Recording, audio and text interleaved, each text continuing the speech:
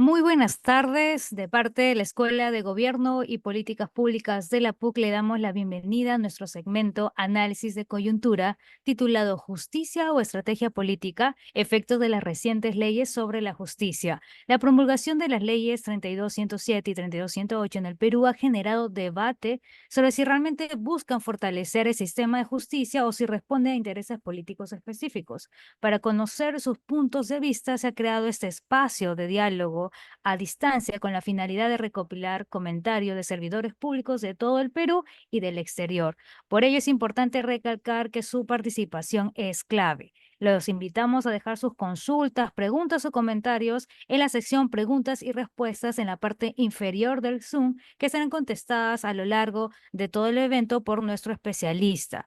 Este diálogo será liderado por Flavio Aucejo, magíster en regulación de servicios públicos de la London School of Economics y magíster en políticas públicas en América Latina de la Universidad de Oxford. Licenciado en Economía de la PUC, ha sido miembro del Consejo Directivo de la Superintendencia Nacional de Servicios de Saneamiento y actualmente se desempeña como director de formación continua de la Escuela de Gobierno y Políticas Públicas de la PUC y coordinador del programa de especialización en políticas públicas de la PUC.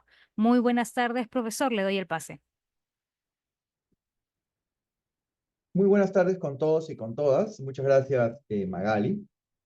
En esta ocasión, lo que queremos discutir, desarrollar, conversar, está relacionado con una información, una decisión en realidad que se tomó la semana pasada, el viernes, y que se materializa en dos leyes que fueron aprobadas fueron promulgadas, mejor dicho, desarrolladas y presentadas por el Congreso y las cuales no tuvieron ninguna reacción por parte del Ejecutivo y por lo tanto fueron puestas en vigencia, ¿no? Nos estamos refiriendo, la siguiente por favor, a dos dispositivos legales, la ley 32.107, que como ustedes pueden ver en la lámina, es la que precisa la aplicación y los alcances del delito de lesa humanidad y crímenes de guerra en la legislación peruana, y el mismo día, la ley 32.108,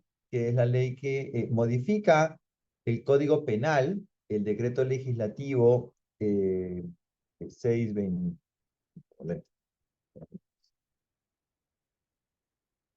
Ahora sí.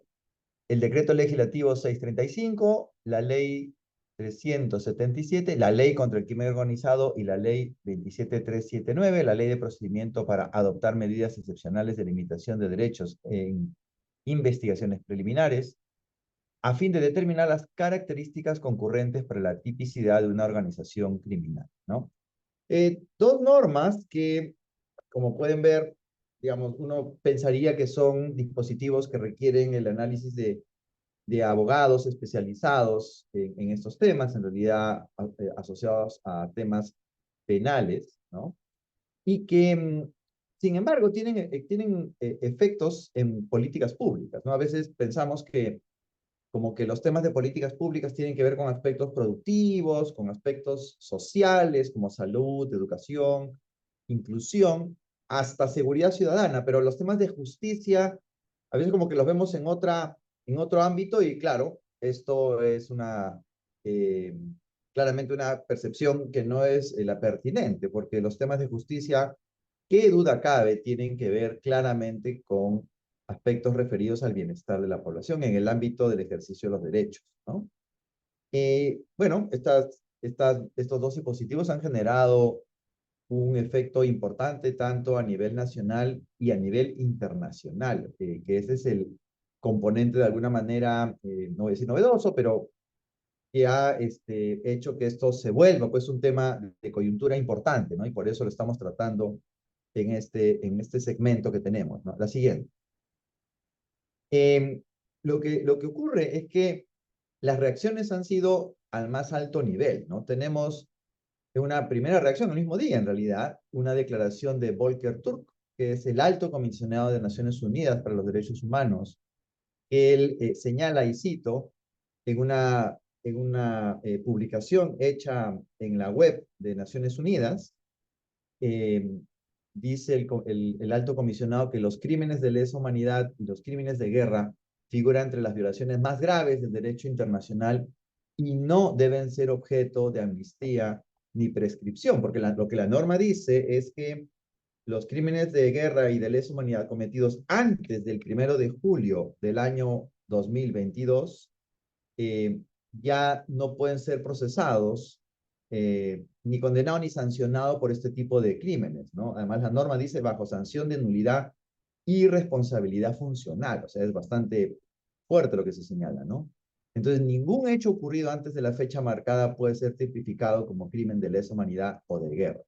Con lo cual, esto coloca en realidad a una serie de procedimientos que estaban siendo tratados y que vienen asociados a situaciones que se dieron durante la administración de Alberto Fujimori, ¿no? Entre otros, ¿no? Y de hecho los efectos de esta entrada en vigencia de la ley ya lo hemos visto el día de hoy, con distintos documentos que han sido presentados por imputados en distintos procesos penales que tienen que ver con estos temas que están señalando que ya sus procesos ya no deberían seguir, porque justamente lo que hace esta norma es una prescripción de esos, o una amnistía de esos procedimientos, ¿no? Es más, las declaraciones del alto comisionado, también en esta nota publicada por Naciones Unidas, dice, ¿no? La falta de rendición de cuentas por esos crímenes, cuando quiera que se hayan cometido, pone en peligro, y aquí es el punto central, los derechos a la verdad, justicia, reparación y las garantías de no repetición de miles de víctimas de graves violaciones en Perú, señala Naciones Unidas, ¿no? Porque esta norma efectivamente en la práctica lo que genera es esta sensación ya tan difundida en estos tiempos en nuestro país de impunidad, ¿no? Donde se cometen acciones pues que claramente están afectando distintos tipos de derechos y la justicia simplemente no actúa, ¿no? Y la segunda norma que ha sido aprobada, la segunda ley, la que tiene que ver con la modificación hacia el crimen organizado, también pues genera efectos bien complicados que han generado reacciones a nivel interno, porque lo que hace es limita el crimen organizado a delitos con penas mayores a 6 años, ¿no? Entre otros aspectos, porque la norma tiene muchos elementos, ¿no? Y aquí pues claramente se está beneficiando actividades como el tráfico de migrantes, ¿no? Actividades que están vinculadas a acciones de crimen organizado como el Tren de Aragua, minería ilegal, delitos aduaneros o contra la administración pública, eh, corrupción, ¿no? Entonces, esto también pues genera esta sensación de impunidad en elementos que están muy presentes en el imaginario de la población, ¿no? Que claramente afecta la sensación de seguridad. La siguiente. Entonces, lo que ha pasado con estas normas es que a nivel nacional hay procesos judiciales en marcha, en giro, que ya se ven afectados, ¿no?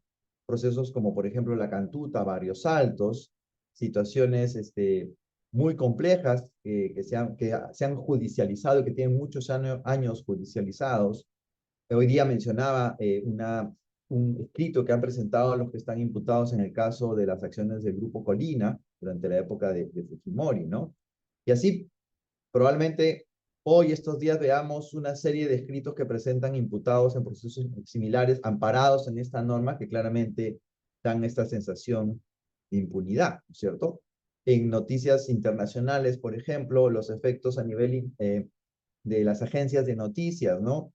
Donde hace mención, pues, que los principales beneficiados de la norma serían el expresidente Alberto Fujimori y ex altos mandos militares, señalan agencias France 24, digamos, que lo plantean como esa complicación.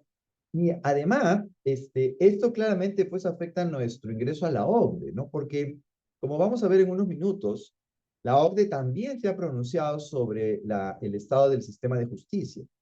Entonces, el que en esta norma, en la segunda norma, se beneficia a partidos políticos que estuvieron involucrados en algunas situaciones que no reflejan integridad, ¿no?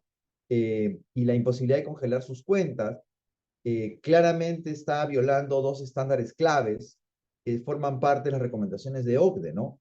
Fortalecer la autoridad del Organismo Nacional de Procesos Electorales, la OMPE, para regular el financiamiento público, porque hace que ya no se pueda hacer investigaciones sobre el manejo de las finanzas de los partidos políticos, y además desarrollar las capacidades de fiscales y jueces para investigar y sancionar delitos relacionados con el financiamiento ilegal de organizaciones políticas. Limita severamente esa posibilidad de actuar en esas dimensiones. Y también tiene efectos a nivel internacional ya en el caso de la norma de crímenes de lesa humanidad, ¿no? Relaciones Exteriores de nuestro país claramente ha señalado que esto pues afecta normas de acuerdos y estándares internacionales como el Estatuto de Roma, la Convención de Viena, fallos anteriores del propio tribunal peruano. Es decir, el hecho que el Ejecutivo no cuestione la norma en realidad no está considerando de forma integral el efecto que tiene sobre distintas herramientas jurídicas internacionales, ¿no? Y por último, estos cambios que se desarrollan no son menores. Lo que está afectando, por ejemplo, es la posibilidad como tiene el modelo actual, que al año 2019 se ha logrado recuperar de las que estaban vinculadas a actos de corrupción más de 100 millones de dólares en bienes, ¿no? Con esta norma ya este tipo de acciones se vuelven inviables de poder realizar por el Estado peruano, con lo cual favorece a quienes cometen delitos graves, en particular los delitos asociados a corrupción, ¿no?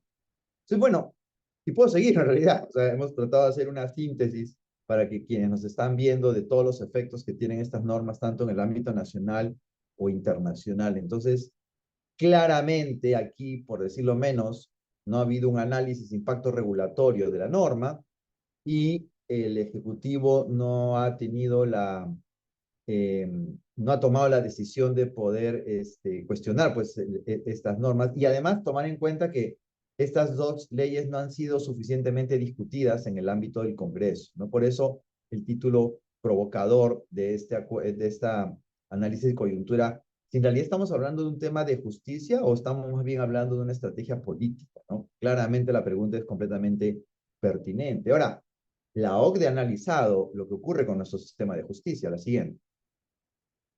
Y lo que nos plantea en este estudio de la justicia de la OCDE en el Perú, que es un estudio reciente, ahí ustedes tienen el QR para que lo puedan descargar porque es de conocimiento público, plantea básicamente 4 ámbitos, la siguiente, en los cuales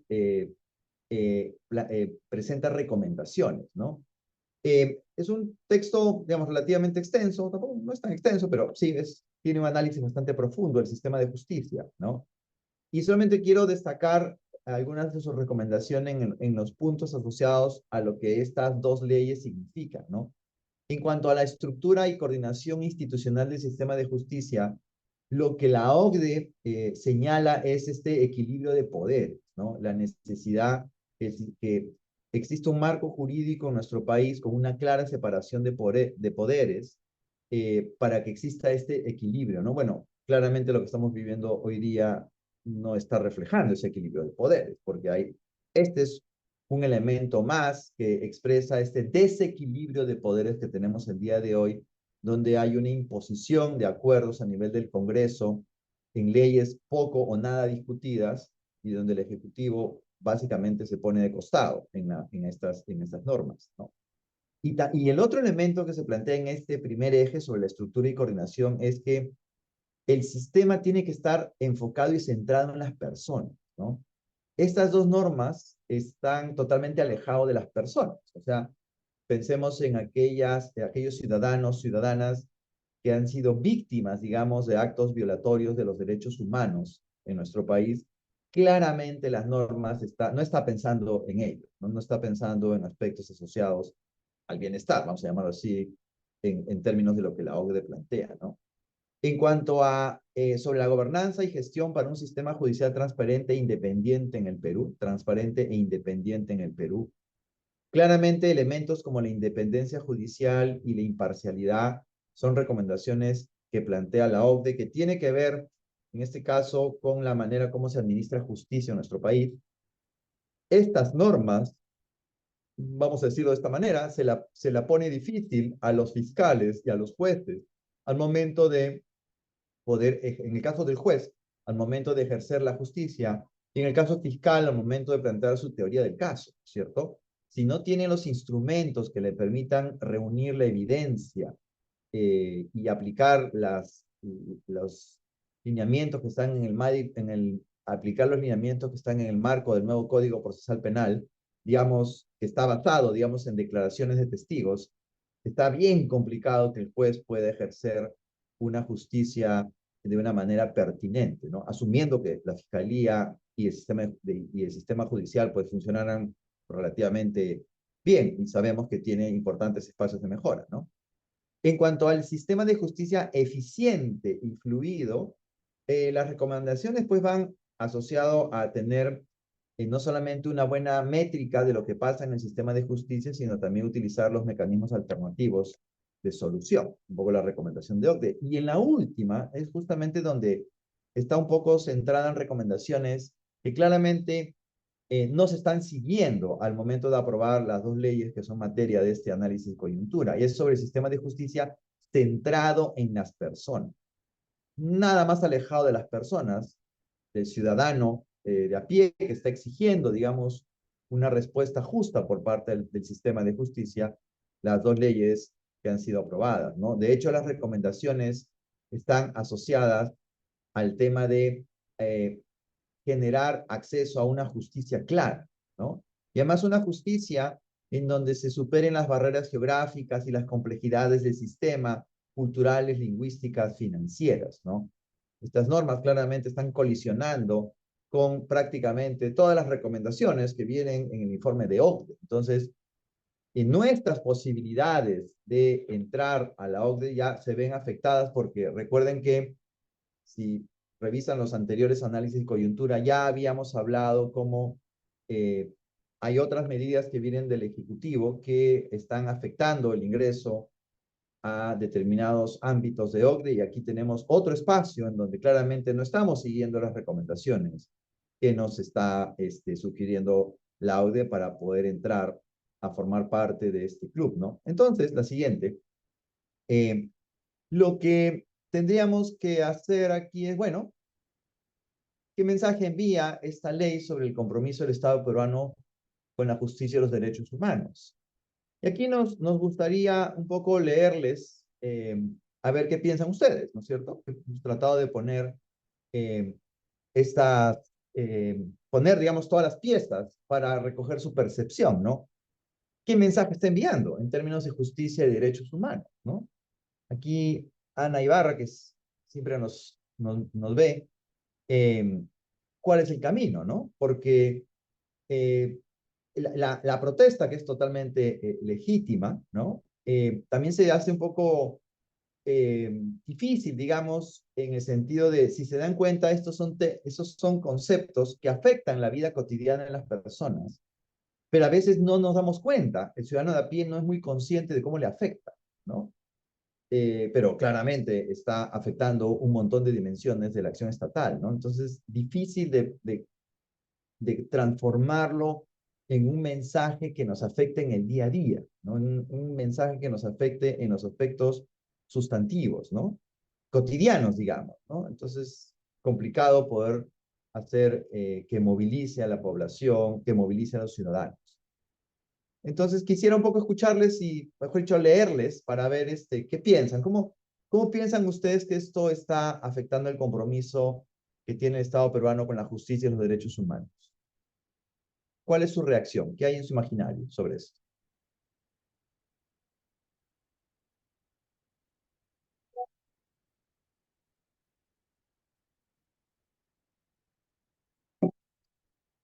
El Eleuterio nos plantea, lo primero es aclarar en establecer de que el Estado se trata, pues, no es lo mismo el Estado liberal de un Estado neoliberal. Interesante, ¿no? Es lo que plantea, ¿no? Cuando hablamos del Estado peruano, bueno, la figura del Estado peruano está referida a un concepto más eh, jurídico, digamos, ¿no? Eh, el Estado que nosotros tenemos en realidad, mejor dicho, la manera como está estructurado nuestro Estado es más bien bajo un enfoque neoliberal, ¿no? Eso está al menos en términos económicos, está claramente visible que tenemos un Estado que tiene un comportamiento neoliberal, ¿no? Ahora, si estamos hablando de un enfoque neoliberal, en realidad esto que estamos viendo en el sistema de justicia está en absoluta contraposición a lo que plantea un Estado neoliberal. Porque un Estado neoliberal, donde lo que buscamos es que exista seguridad jurídica para que pueda haber un movimiento en las actividades económicas, esa seguridad jurídica se consolida, se mantiene cuando tenemos un sistema de justicia que es eficiente, que tiene el debido proceso, que no hay esta sensación de impunidad, que todos tienen el legítimo derecho a la defensa y tienen la capacidad de ejercer esa defensa. Lo que estamos describiendo es una situación que va en absoluto contrario a lo que plantearía un sistema de justicia eh, en, un, en un Estado que aplica un enfoque neoliberal, ¿no? En realidad hay una contradicción aquí entre lo que está ocurriendo en lo que se supone es un Estado con enfoque neoliberal y lo que pasa con el sistema de justicia. Y claramente pues hay un retroceso en lo que se refiere a cómo es que esto está afectando a aquellos que son los que requieren, digamos, una atención desde la justicia, ¿no? Hay un retroceso en cuanto a lo que se refiere a la protección que tiene que brindar el Estado a los más vulnerables, que es un poco el sentido que tiene la acción estatal, ¿no? Muy bien, muchas gracias por sus comentarios. Entonces, la siguiente, por favor.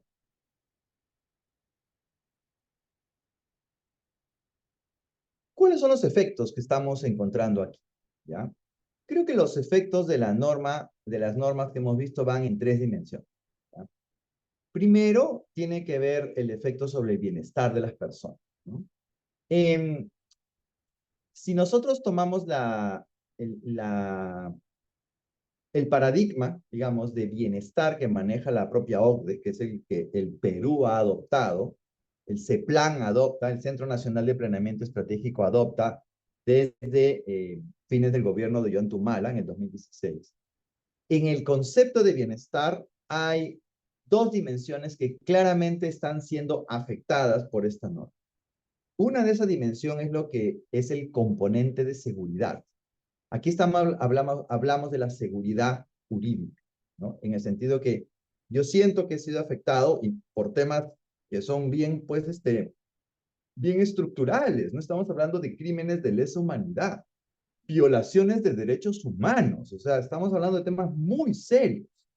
Entonces, frente a esa situación, claramente el Estado no está asumiendo esta responsabilidad de velar por el pleno ejercicio de los derechos, en particular los derechos humanos. Entonces, ahí hay una afectación en el bienestar del ciudadano de a pie, del ciudadano común y silvestre, en aspectos fundamentales, que son la defensa de los derechos humanos. Estas dos normas claramente están dándole a la línea de flotación de eso, ¿no? Y la segunda dimensión es la que tiene que ver con el bienestar subjetivo, ¿no? Esta sensación de que todo está yendo bien, ¿no? Que las cosas, como se dice ahora coloquialmente, las cosas fluyen. Claramente el concepto de bienestar subjetivo se ve afectado, ¿no? El segundo efecto tiene implicancias en el ámbito económico, que es la competitividad. Lo primero que ven las empresas nacionales y en particular extranjeras, y la inversión extranjera, que tanto interés tenemos que venga, la inversión extranjera, es la seguridad jurídica, ¿no? Si bien estas dos normas, en realidad la de crimen organizado sí podría tener un efecto más directo sobre los negocios, claramente estas dos normas tienen efectos sobre los niveles de competitividad del país. Todas los marcos de competitividad, todas las evaluaciones de competitividad que se hacen que hacen los organismos o hacen las empresas o las corporaciones internacionales, todas las evaluaciones que hacen siempre analizan el tema de seguridad jurídica, en un sentido holístico en realidad. Claramente estas dos leyes afectan nuestros indicadores en términos de seguridad jurídica, que son revisados, son tomados en cuenta por los inversores internacionales, ¿no? Bueno, y lo tercero es la legitimidad del gobierno. Ya Creo que todos ya somos conscientes de los niveles de aprobación que tiene tanto el Ejecutivo y el Legislativo, son de los más bajos históricamente, pero estas normas evidentemente tienen un efecto sobre la legitimidad del gobierno, entendiendo legitimidad como que las decisiones de los gobernantes van en línea con las expectativas y aspiraciones de la población. Claramente estas normas están horadando aún más la legitimidad del actual gobierno. Entonces, en realidad son efectos bien severos sobre lo que está pasando en nuestro país, ¿no? Entonces, la siguiente. ¿Cuál es el problema público a resolver? Recuerden que en estos análisis de coyuntura, lo que nos interesa es qué cosa es lo que estamos intentando resolver. ¿Cuál es el problema público que estamos buscando atender con estas normas? Claramente, la acción del Congreso y la reacción del Ejecutivo como que no está resolviendo el problema público, ¿no? Pero lo que queremos aquí enfatizar, que es el propósito de este análisis de coyuntura, que es poner en la mesa en realidad qué es lo que estamos intentando resolver. En realidad, aquí el problema público, como siempre hacemos, tiene tres posibilidades, ¿no? Hay tres formas de verbalizar este problema público. Creo que es evidente que lo primero es que el problema que estamos buscando intentar resolver y que evidentemente estas leyes no están resolviendo es el limitado ejercicio de los derechos ciudadanos en justicia, ¿no? Mis derechos en el ámbito de los derechos humanos claramente se ven limitados, pero estas dos leyes no están ayudando a que pueda ampliar el ejercicio de mis derechos, ¿no? La otra forma de verlo es utilizando un indicador. Y aquí tenemos un indicador muy interesante que es el índice de Estado de Derecho. Es un indicador global que mide el World Justice Project, mide este indicador a nivel de todos los países. El nombre en inglés es Rule of Law Index, ¿no? El Perú está en el puesto 100 de 142, siendo el primer lugar en este índice lo tiene Dinamarca y el último lugar lo tiene Venezuela, ¿no? Este índice lo que mide es limitaciones al poder del gobierno, la ausencia de corrupción, el gobierno abierto, el orden y seguridad, el cumplimiento de la ley y el que nos interesa a nosotros, derechos fundamentales. Este índice analiza si se protegen los derechos humanos básicos, ¿no? Este dato de 100 de 142 es del 2023. Estoy casi seguro que para el 2024 vamos a estar más cerca del 142 que del 1 con estas normas que se han aprobado, ¿no? Finalmente, la otra forma de verlo es en lo que se refiere a la vulnerabilidad sobre la seguridad jurídica de las personas y su entorno. Claramente, el problema que estamos cubrir es esta sensación de vulnerabilidad que tenemos en la seguridad jurídica. Estas normas no colaboran con mejorar esta vulnerabilidad. Entonces, el problema que intentamos resolver, pero estas normas claramente no ayudan, lo podemos expresar de estas tres formas, ¿no? Como limitado ejercicio de los derechos ciudadanos, el bajo índice de Estado de Derecho, la vulnerabilidad sobre la seguridad jurídica de las personas y su entorno. Siguiente. Muy bien, entonces, con esto hemos tratado de ilustrarlo sobre un tema que puede ser muy especializado, temas vinculados a la justicia, pero justamente por ser especializado es que y además de ser un tema de coyuntura, nos ha parecido interesante poder conocerlo en un esquema distinto, ¿no? Que es en clave de políticas públicas, ¿no? Porque finalmente toda acción estatal tiene que ver con las políticas públicas, por eso quisimos hacer el ejercicio y compartirlo con quienes nos siguen a través de las redes sociales, como este tema que puede ser muy especializado, repito, sí se puede analizar en clave de políticas públicas. Si queremos conocer más sobre los temas que seguimos en la Escuela de Gobierno, les invito a eh, mirar el QR y ver la información que tenemos en el Observatorio para la Democracia y Gobernabilidad, un observatorio de la Escuela de Gobierno que lo que busca es seguir aspectos asociados, como su nombre indica, a temas de democracia y gobernabilidad en nuestro país. Y finalmente, la siguiente, invitarlos como siempre también. Estos son los temas que nosotros tratamos en nuestros cursos, talleres y programas de políticas públicas. Aquí en pantalla tienen la referencia al programa de especialización en políticas públicas que está, como pueden ver, pronto a iniciar las clases de la última edición del año. este 16 de agosto. Todavía las matrículas están abiertas, así que pueden también, si les interesa profundizar en estos temas, aprender de estas técnicas, digamos, hacia las políticas públicas, están más que invitados a integrarse al grupo de alumnos que está empezando este 16, ¿no? Muy bien, con esto hemos llegado al final de este análisis de coyuntura. Por supuesto, quedamos muy atentos a preguntas, comentarios, a lo mejor algunos incluso temas que les interese a ustedes compartir, pues siempre dispuestos a poder escuchar y atender los intereses que ustedes nos puedan compartir a través de nuestras redes sociales. Muy bien, muchísimas gracias por la atención y hasta nuestro próximo análisis de coyuntura. Que tengan muy buenas noches.